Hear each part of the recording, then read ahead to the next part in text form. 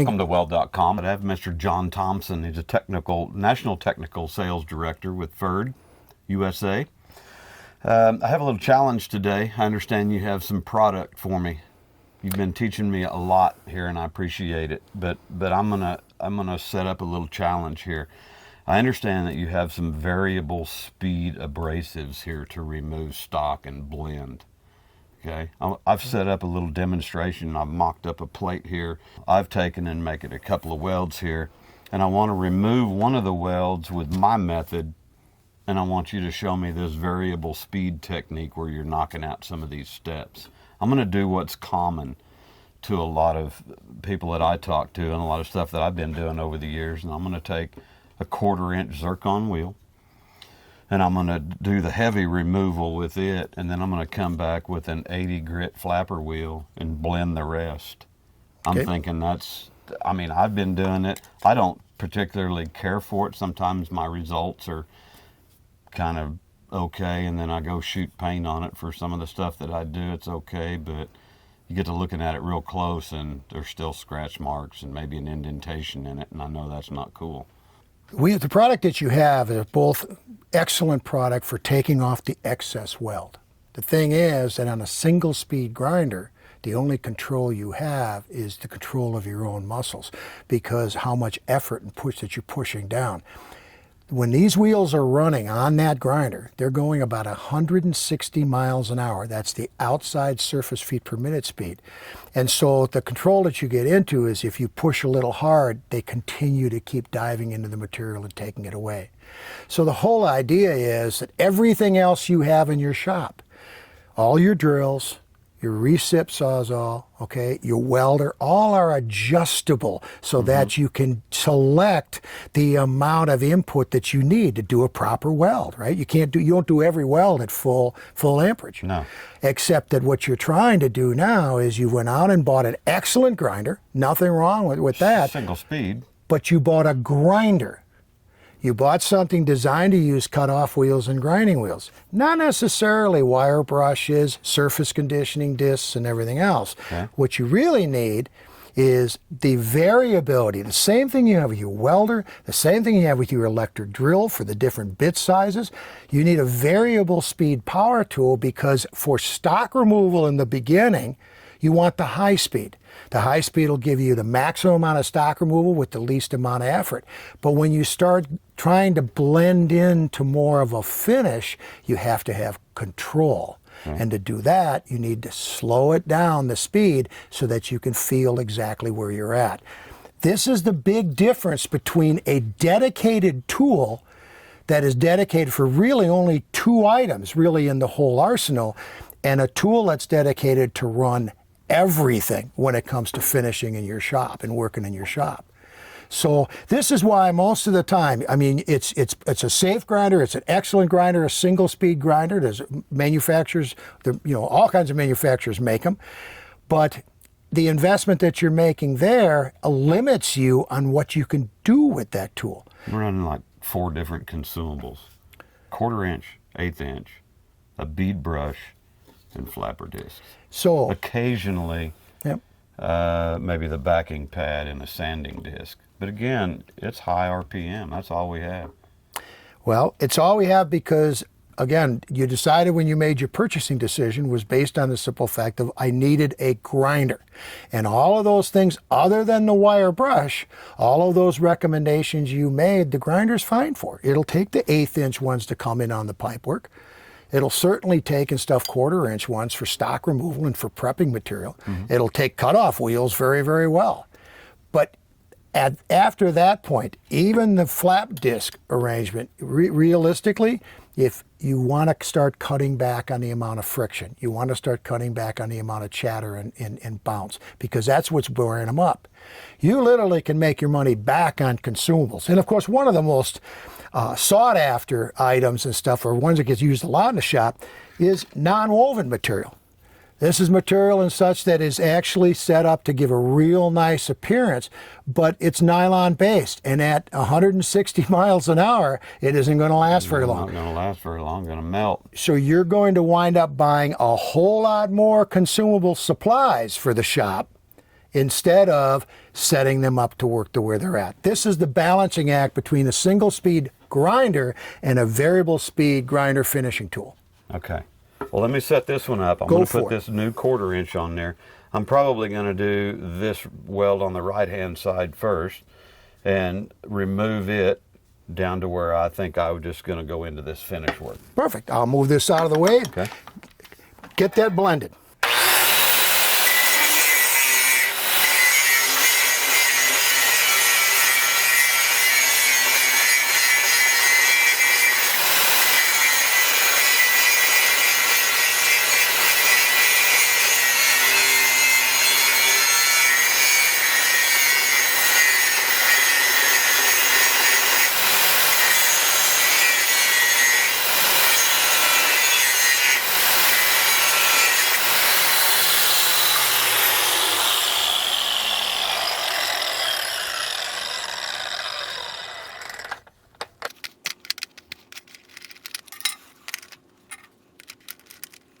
So the first part of that was the 1/4 inch zirconium wheel, and now I'm changing over to a 80 grit zirconium wheel. And I'm going to take the last part of this down and try to blend it in flat.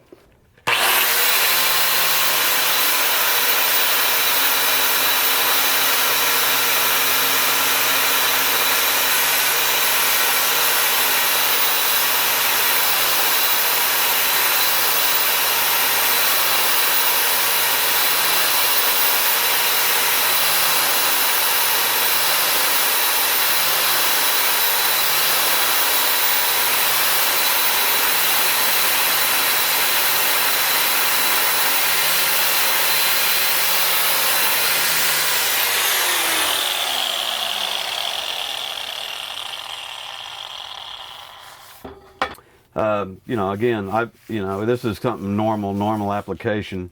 I'm trying to lay this thing down flat. I'm trying to pull this out here and try to get an acceptable finish. So let's see what's different. Let's see what's different about variable speed and how to do another method. Okay, actually it looks really good. Under normal circumstances, Bob, there's nothing wrong with doing it the method you did. As you said, what you can feel here is there's a little bit of a dip, though, from the parent material. And part of that comes, quite frankly, is you're using the first step is a rigid wheel. So every time that you get going a little bit at that high speed, there's a time when you want to stop taking material, but the wheel's going to continue removing as long as you got it on the plate. And I felt it bite a couple of times. And I there's times you just feel it kind of bite and dig, and that's when I got off of it. Again, I was just trying to take the weld off, take it back down to what we think is flat. So you're winding up here with the 80 grit scratch. You started out and stuff, and you knocked down the material, all right, but then you wound up and stuff, and you said this is your final finish then, and 80 grit is your final finish. But now let's take a look at a different way of really reviewing where you're at. First of all, you have an excellent weld, and so all you really want to do is blend it down to the material. You want to control that. We're going to use your second step as our first step. And we're going to do it at high speed, because what I want you to do is I want you to knock that weld down by pulling, all right, instead of pushing like you would the hard wheel. But because this flap disc, and it's very popular, we have a lot of people that don't even use hard wheels anymore. They use nothing but the flap disc. And at the high speed of this grinder, similar to the high speed of yours, I'm going to have you take that down, and just like you did here, I'm going to have you leave just a little bit of extra material that's there, okay? And we're going to turn this all the way up to high speed, and I want you to come on that grind, and I want you to take it down to where the point is, by using this, you won't have the bouncing that you have with the hard wheel, and you'll actually have more control. You'll see this butter out wider right off the bat, because this is going to tend to want to cut a little bit wider. So you'll be able to control that dip that you didn't like. Pull these strokes. I want you're going to pull it back. It's like wiping it with a rag. You're going to pull it back. Okay.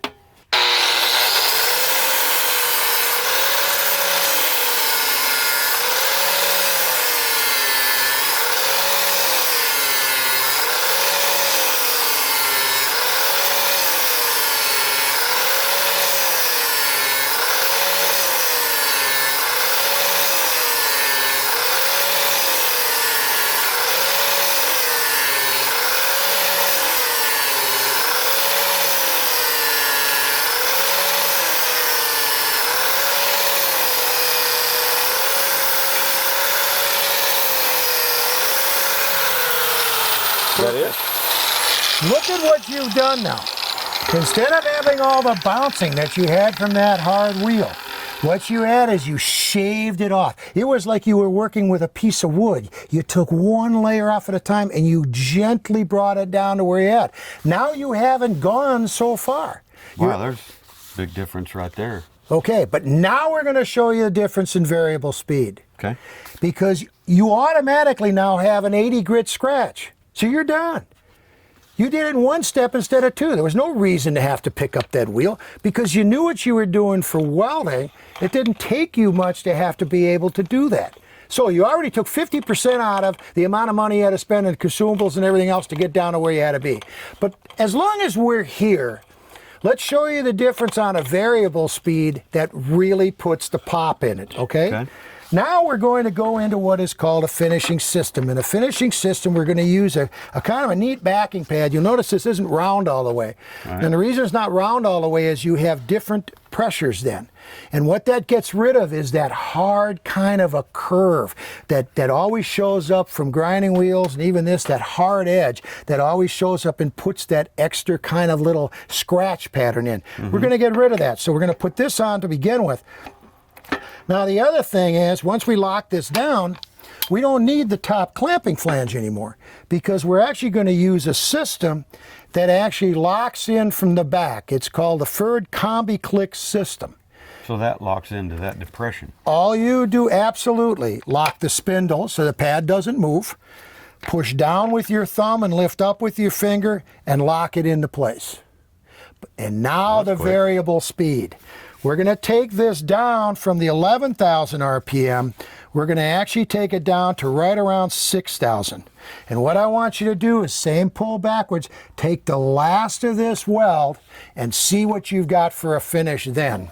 Okay, where do you want me to stop? I mean, as far as... When you're satisfied and you've got that down to where you want to be. You want to take it down to where I don't see it anymore? Down to where you don't see it. You still want me to leave a little bit of weld in there? This is it. This is the only other step you're going to have. You're already at an 80 grit scratch. You already know you can throw a coat paint on this. Okay. Now I'm going to show you to make it really pop. And that's where the variable speed comes in.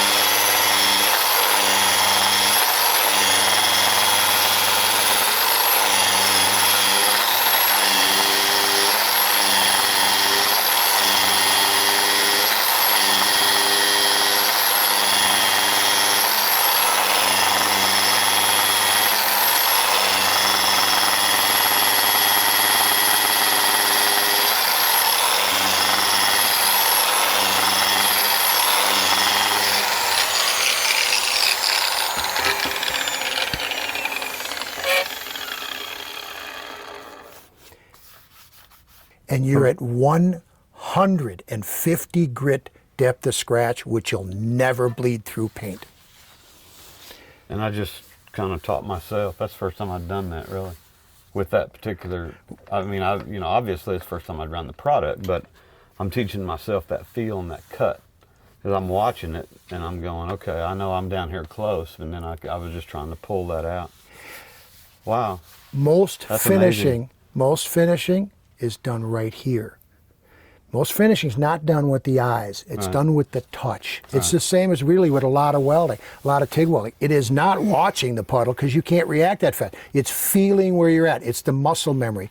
And that's why the variable speed is so critical, because it gives you that time to sit there and be able to make the maneuvers. You're not really spending any more time taking it down. I spent any more time. That's what. Yeah. But you don't have it undercut here, and you didn't take too much. That's the big difference here. The other thing is, if you look at the pad, what you're going to see is so many times with nylon product, it's all melted now. Well, you haven't even started to melt the product because you didn't build up any kind of heat. Thin gauge material, I mean, we have a fairly decent plate here for demonstration, but on thin gauge material, 18 gauge, 16 gauge material, okay, 20 gauge material, done for guards or done for a lot of food grade equipment stuff in 18 gauge, you don't have the warpage issue because you start to take out that friction by taking out the heat and the speed. It's kind of like filing. Exactly. I mean, I'm sitting here and I'm feeling, just when it feel it by, it's like I'm taking that stroke. It going away from me. Yep. I know what you mean. I use a lot of files where I angle them toward me and I get them right on the right edge and pull them toward me because I can feel it better. Yes. And this is what that felt like. That's interesting. And let's face it, you weren't going 160 miles an hour with a file. No. Why? Because you could machine off the material. What you're doing with the abrasives here is you're controlling that feel and giving you a time to react. The variable speed tool, every manufacturer makes one way or another. There are ones that use different technology to do it, but they make one. If you consider the fact that everything else in your shop, drill presses are variable speed, hand drills are variable speed, recips are variable speed, your welders all variable, and yet you're trying to do the very thing that everybody sees, you're trying to do that with one speed. So, it just doesn't compute. If you think about it, it just doesn't make any sense. All right. I certainly learned a lot. I mean, this whole exposure to abrasives, I've always been kind of interested in that. I know there's a science behind the bonding and the, how we're doing grits and all kinds of other stuff. The chemistry behind it is fascinating. Now we get to see and use them and figure out that feel and everything. That is really good stuff. Really good stuff. Very beneficial. You've already done it with everything else you've worked with. The chemistry in the weld wire, the chemistry in the shielding gas, the adjustments you have to make to allow for the proper penetration, the proper use. This is nothing more than an extension of that part of it for welding.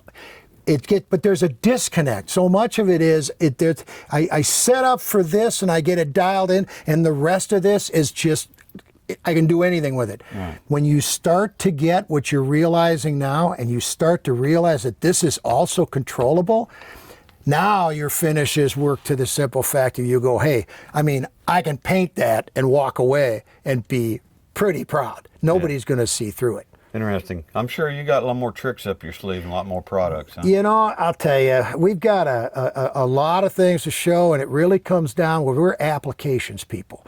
This was a perfect application of stuff to do it, but here's the big deal. We're going to teach you how to do it.